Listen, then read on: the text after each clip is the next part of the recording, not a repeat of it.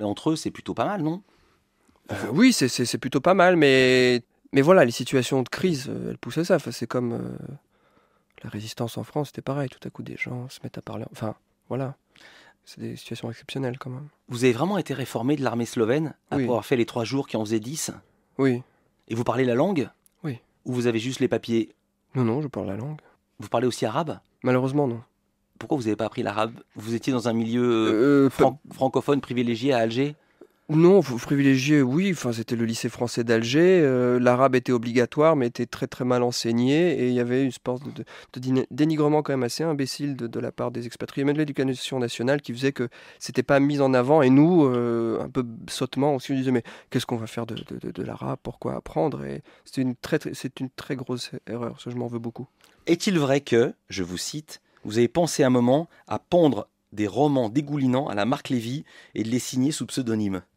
Oui, oui, Ou c'est un sketch? Non, non, c'est encore une idée qui me traverse des fois. J'aimerais bien, je me suis dit, écrire un truc très, très, très Barbara Cartland, quoi, dans ce type-là.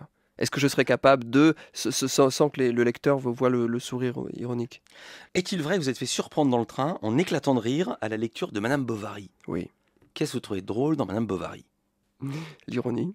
L'ironie permanente.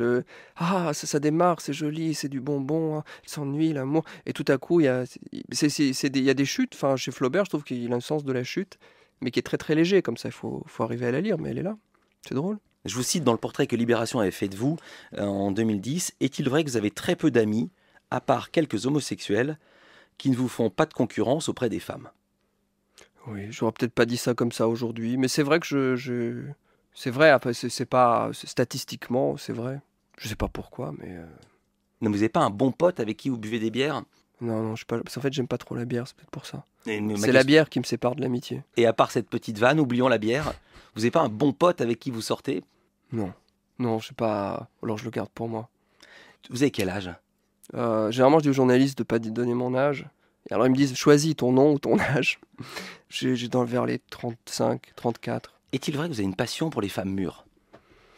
Non, j'ai une passion pour les femmes. À un moment, j'ai eu l'expérience, c'était amusant, c'était intéressant, c'était bien. Mais j'ai pas de fixette comme ça. Je suis beaucoup plus opportuniste. Je suis très opportuniste dans mes amours. J'ai des limites légales, bien sûr. Attention. Question non prévue, comment ça se passe quand vous rencontrez une femme et qui a vu toutes les horreurs que vous osez débiter sur les femmes dans vos spectacles? Il se passe que, sans me le dire, elle me dit, je te prouverai que ce que tu racontes est faux. Gaspard Proust, merci beaucoup Gaspard Proust d'être venu nous voir. Merci à vous. À bientôt, bonne route.